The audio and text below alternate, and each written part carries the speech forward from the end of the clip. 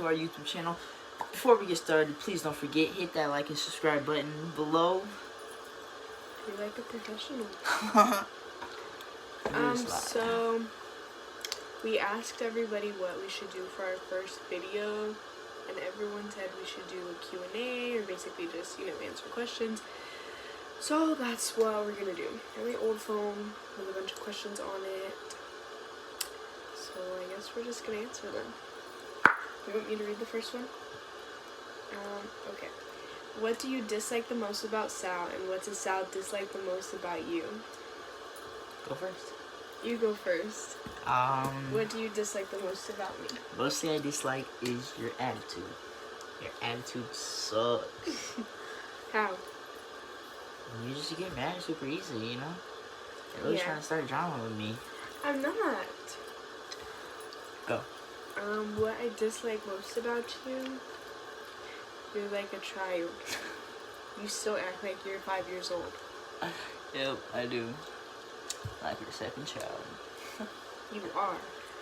Okay. Next question. Here we go. What has kept you guys together even after the baby? Love. Pretty much. Just gotta learn how to work through up and downs. It was a lot harder before I had the baby. Like in the beginning of 2019. Sucked. Pretty much.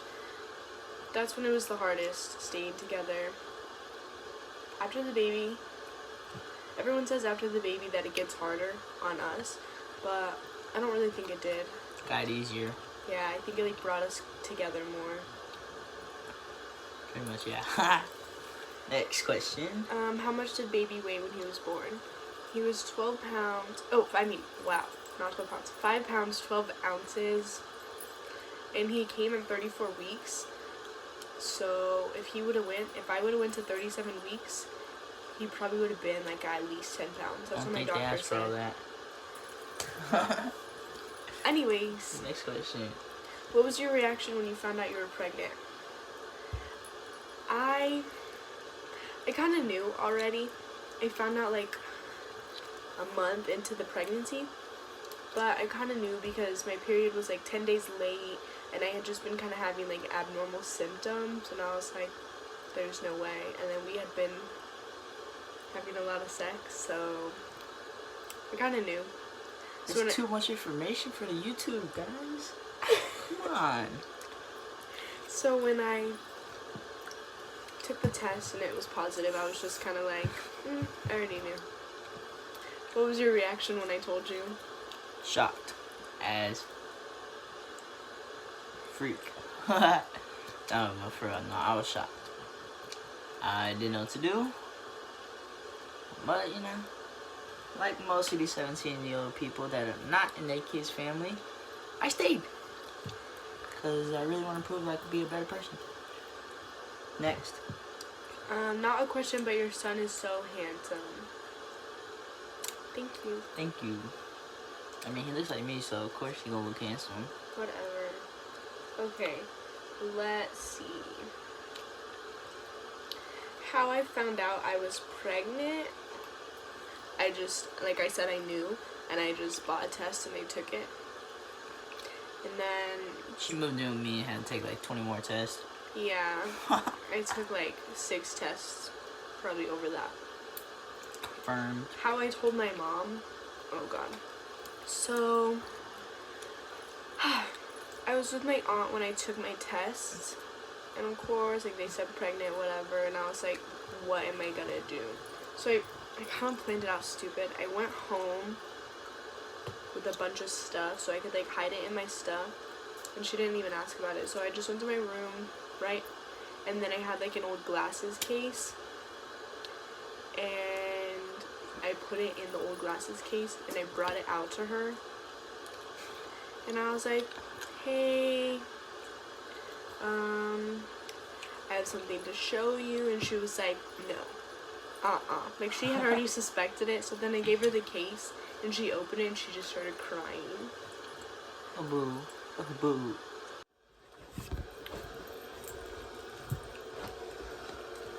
Anyways, so I saved like the longest question for last. It was basically my labor and delivery story time, but I don't really want to make a separate video on it just because he didn't have that many questions to answer, so I'm just gonna kind of put that in here. So my labor and delivery story is honestly kind of basic. On like August something, like August 25th maybe, I started having contractions, and they were pretty close apart together. They were like every 2 minutes, and they just kept getting worse, and it went on for like 3 hours. And I was like, no, like, I'm okay, like, I'll be fine. And Sal kept insisting that we go to the hospital. Yeah, because I'm a smart one here. So we did. We went, and I was 2 centimeters dilated. So they put an IV in, and they gave me magnesium to stop the contractions, which sucked. That made me feel so bad. But they gave me magnesium to stop the contractions, and they were giving me steroid shots for the baby's lungs. So in case he did come early, he would have a little bit of help, like developing breathing and stuff like that. So I was there for about, 2 weeks? At the most? Yeah, about 2 weeks. A little less. And finally I get to go home. So I go home. Everything's fine. And then my breast pump comes in. I enjoyed that. So I'm like, you know what? Let's open it. I want to test it out. I want to get used to it before the baby comes. Little did I know, nipple stimulation induces labor.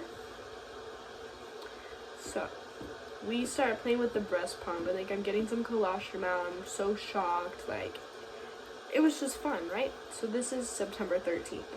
I made a cereal bowl with it. Anyways, so we're playing with it. Like maybe around midnight, I'm like, I'm gonna go to sleep, whatever. And he stays awake. So I pass out. So then I wake up. Obviously it's September 14th now. At like 3 a.m. he's just chilling on his phone, right? And I'm like, okay, gotta go to the bathroom, right?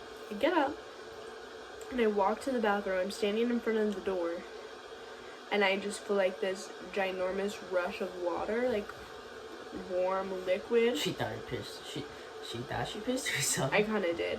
And then I'm standing there and I'm like, did my water break? Did I really just pee on myself? I'm like, do I still have to pee?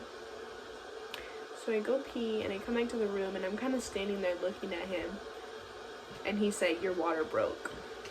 And I'm like, no. He's like, your water broke, it's time.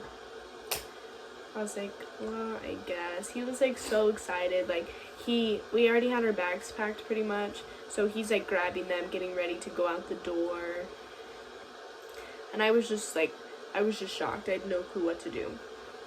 So I text my grandma, because we were living with her at the time. I text her and I'm like, hey, are you awake? And she's like, yeah, why? Like, what's up?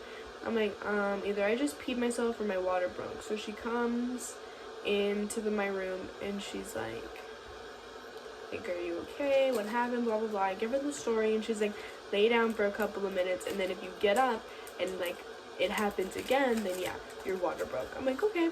So I do. Then we wake my mom up. What? Who tells somebody that? Lay down.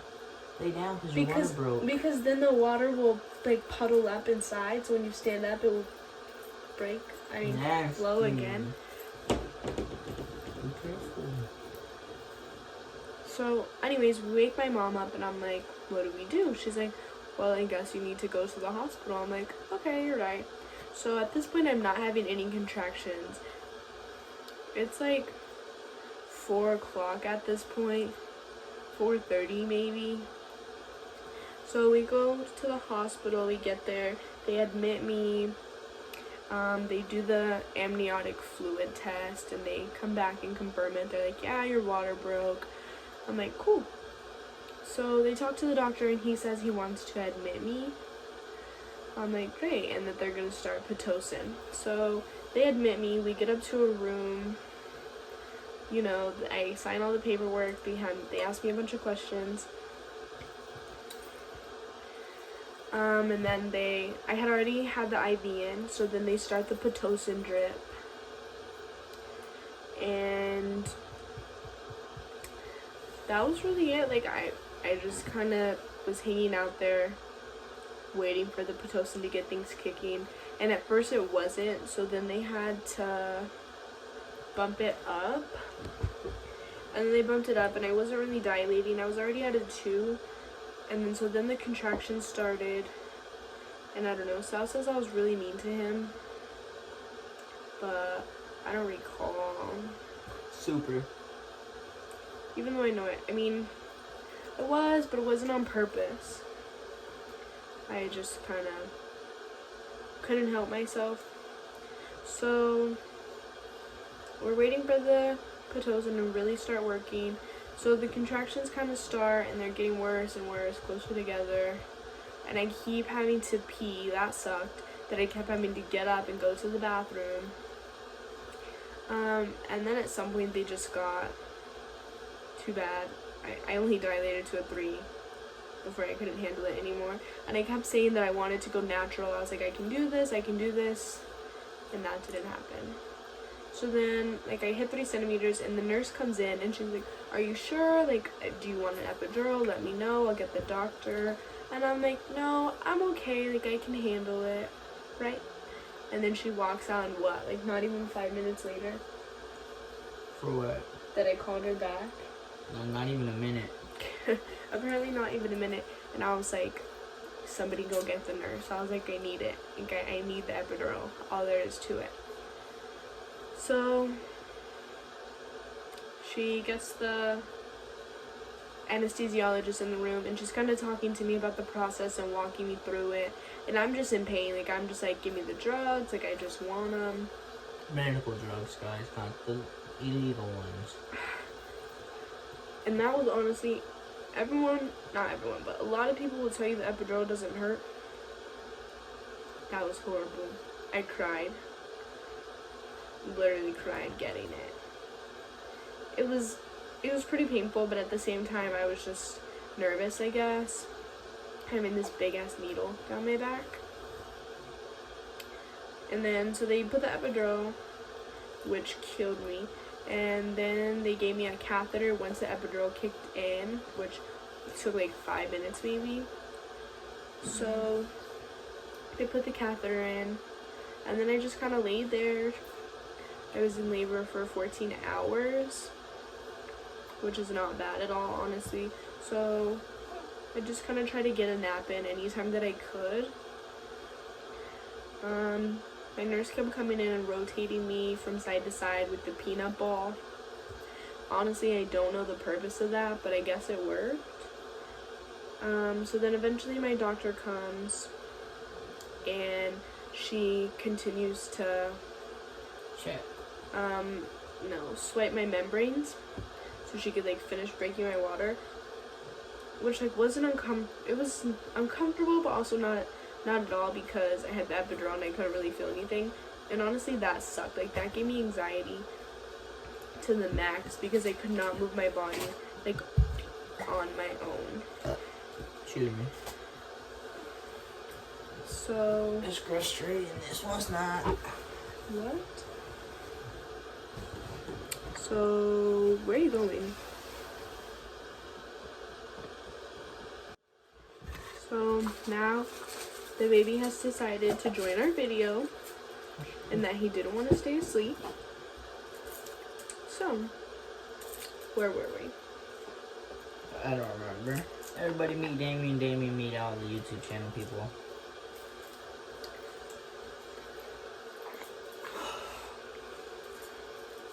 I'm bored. Let me finish this story. Hear that? She don't wanna love us. Just kidding. Alright, let's get back to it. Come on. Okay, so I think it was that my doctor came in. So my doctor came in, she swiped my membranes to finish everything. I was on the peanut ball. So then I hit like 8 centimeters. And I'm feeling like a lot of pressure. Like, I felt like just a lot of pressure, to be honest. So then my doctor, the nurse came in and she checked me and she was like, yeah, you're 8 centimeters. Like, it's not going to be very much longer. I was like, okay, cool.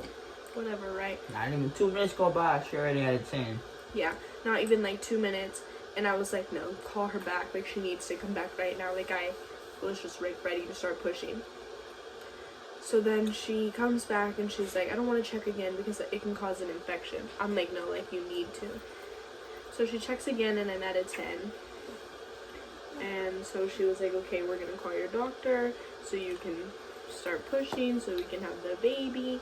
I'm like, okay. And then my doctor doesn't come for like 20 minutes.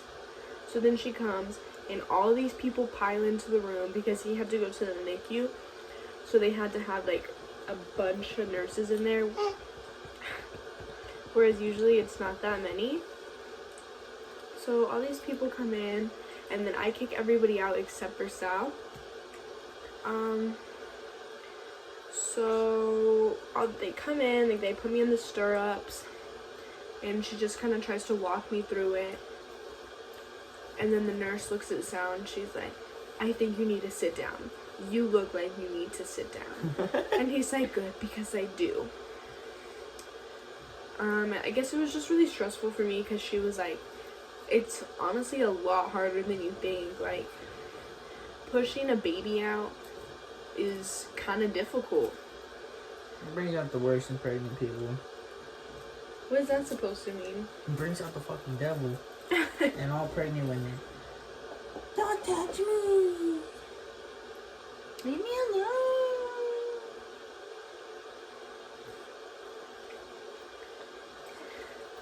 So yeah, it was just stressful for me. So then, whatever, the baby comes out, he cries. And then Sal starts crying. Shut up. You were.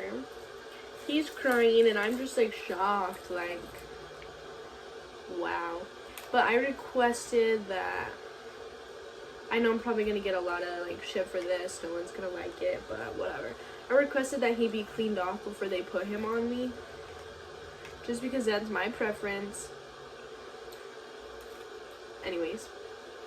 So the doctor cleans him off and she's like, well, so first the nurse is like, Mom requests that baby gets dried off before she holds him. And my doctor's like, okay, I'll just hold him. Sits there for about a minute holding my son. Yeah, she's just like looking at him, talking to him, and I'm like, dry him off and give him to me. So finally she does. And Sal's on the side of me and he's crying. I wasn't crying that hard. Yes, you were. And I'm so shocked, like, holy shit, like this. I just pushed this out of my vagina. And I'm just looking at him. What? We're gonna get a red flag for this. No, we're not. I mean, that was really all there was to it. How was it watching me give birth? Oh, man. It was beautiful. Watching my son come out. Most beautiful thing I ever saw in my life. It changed me right then and there. I knew I had to be a better person for somebody. I ain't too much of a Jesus, God person. But woof, God bless me with a beautiful son. With an egghead. Shut up. So basically that was the end of the video. So like you said in the beginning, like, subscribe. Don't forget to comment and follow. And let us know what you want to see next time.